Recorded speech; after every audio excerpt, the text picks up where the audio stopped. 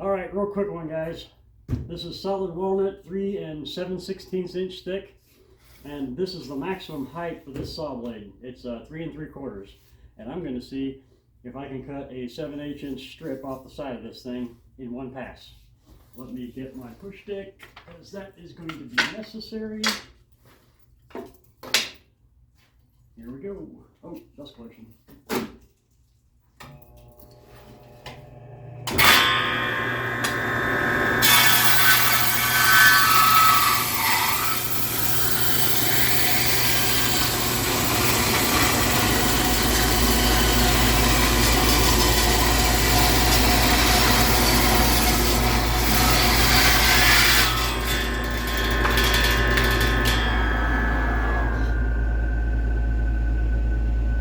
Did I mention I love this new saw?